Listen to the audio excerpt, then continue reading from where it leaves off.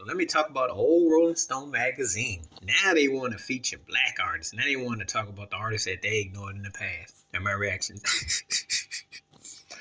I think I was online and I saw something. They had a big article about Angela Winbush. Like, y'all about 40 plus years too late in a picnic and napkins, drinks, and a spot too short in the rain or in the cold.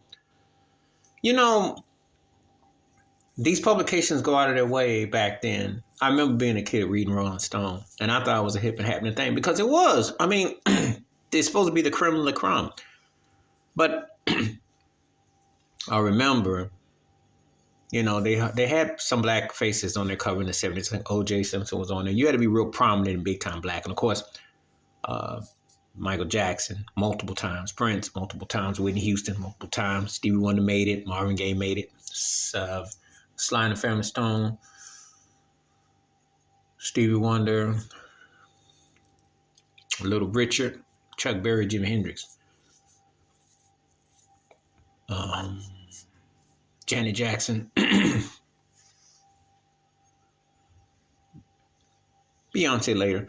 My point is, it was always the usual suspects. They were geared toward what white America felt. They had Terrence Darby on there too, and Lenny Kravitz. They had what was geared towards white acceptance and mainstream. And of course, they did with rappers. They eventually got them on Run DMC. I remember when DMC was on there, and Dre and Snoop, and Public Enemy, stuff like that. But they were always biased as all get out. You're never gonna see the Gap Band on that magazine. Earth, Wind, and Fire. I don't think they ever made the cover. Lionel Richie. They sold records, were successful, but they weren't the kind of ninjas that they want on their cover. You're never gonna see the Barge on there. You're never gonna see Babyface, R. Kelly on there.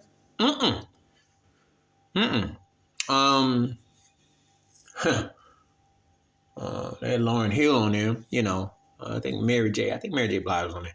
My point is, they had this bias about just not putting Rick James, and he spoke out, so he never got the cover, and he was big, So I don't think Barry White did either.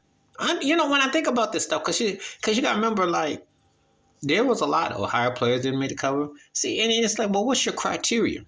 So the only young winner got exposed for his racist rant about black artists not being intelligent enough, not intellectual enough, and all that. And now they're trying to save face, trying to say they're behind. It's too late now because most people don't really care. I mean, most of the stuff I see on the cover of Rolling Stone now, anybody can get the cover now. But we're living in an era where unless you're keeping up with popular culture or something, most of these acts you don't care about. Most of these acts aren't that memorable.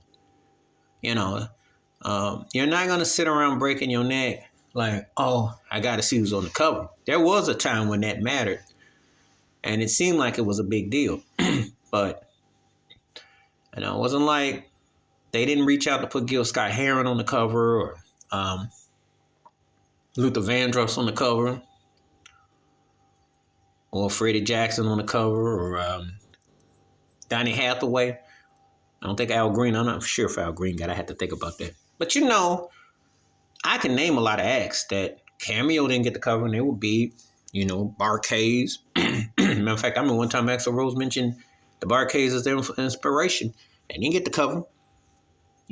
So Shuggy Otis didn't get the cover. Brothers Johnson didn't get the cover. I mentioned Quincy Jones don't got the cover. So Teddy Riley neither. I mean, I can name a lot. Jimmy Jam, Terry Lewis, Babyface, them, Gambling Her. So I'm like, well, how come? Why not? Gladys Knight, where the cover for that? I think Donna Ross did. But see, you see how you name names and you think so many great artists. Smokey Robinson did, I believe, yeah. But they didn't value. So now they want to act like they're making a makeup. Because when I say this, I'm telling you like this. They had a lot of white mediocrity artists. Third, fourth tier acts. They had covers and all that. Black artists, they were funny time with. So now they can keep their little tired racist magazine. I'm just like, why y'all trying now?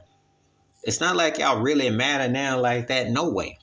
I know they've hired Questlove from the Roots Drummer to be on there and, and he does that for them, la-di-da-di. But it just doesn't really connect. That ship sailed, and it's just not the same no more. The magazine just another magazine. Please hit like, subscribe, thoughts, comments. Let me know what you think.